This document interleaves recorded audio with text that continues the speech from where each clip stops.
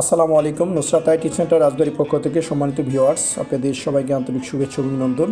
আমরা আজকে আমাদের ভিডিওতে দেখা যাচ্ছে মাইক্রোসফট পাওয়ার পয়েন্টের প্রতিটি স্লাইডের ওয়াটারমার্ক কীভাবে করা হয়ে থাকে।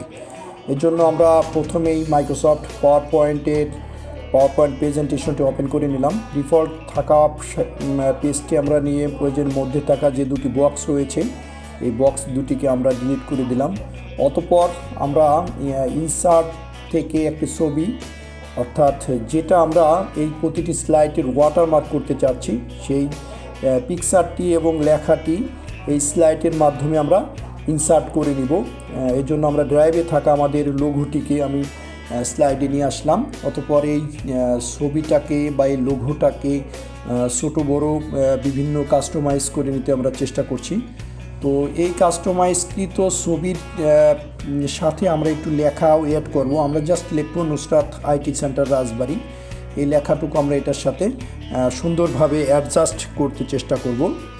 তো আপনারা অবশ্যই দেখুন কিভাবে করা হয়ে থাকে এই কাজটি।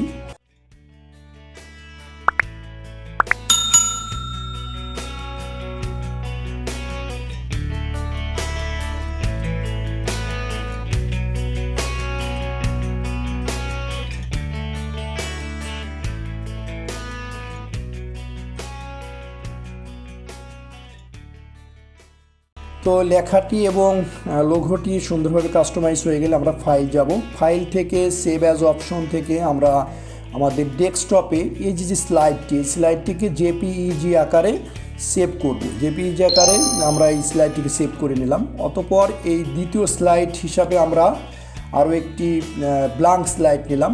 নেবার পরে আমাদের এই দ্বিতীয় স্লাইডে মার্ক থাকা অবস্থায় ইনসার্ট থেকে ফরম্যাট ব্যাকগ্রাউন্ডে আমরা ক্লিক করব। ফরম্যাট ব্যাকগ্রাউন্ডে ক্লিক করার পরে এখানে যদি নিচের দিকে দেখুন পিকচার ইনসার্ট থেকে ফাইল থেকে আমরা পিকচারটি ইনসার্ট করব। এই পিকচারটা হচ্ছে আমাদের ওই পিকচার যেটা আমরা প্রথম স্লাইডে করে রেখেছিলাম। এই যে দেখুন, এটা এডিটেবল পিকচার নয়। তো এটাকে আমরা এখানে ট্রান্সপারেন্সি থেকে আমরা ট্রান্সপারেন্সিটা একটু কমিয়ে দিব অথবা ডানে বামে উপরে নিচে আমাদের যেদিক খুশি সেদিকে আমরা এটা সুন্দরভাবে এটাকে মুভ করতে পারি। তো সমস্ত কাজ কমপ্লিট হওয়ার পরে এখানে থাকা এই যে ট্রান্সপারেন্সি রয়েছে, ট্রান্সপারেন্সি থেকে একটু কমিয়ে দিলেই আমাদের মোট কথা এইটা স্লাইডে ব্যাকগ্রাউন্ড হিসাবে অ্যাটাচড হয়ে যাবে।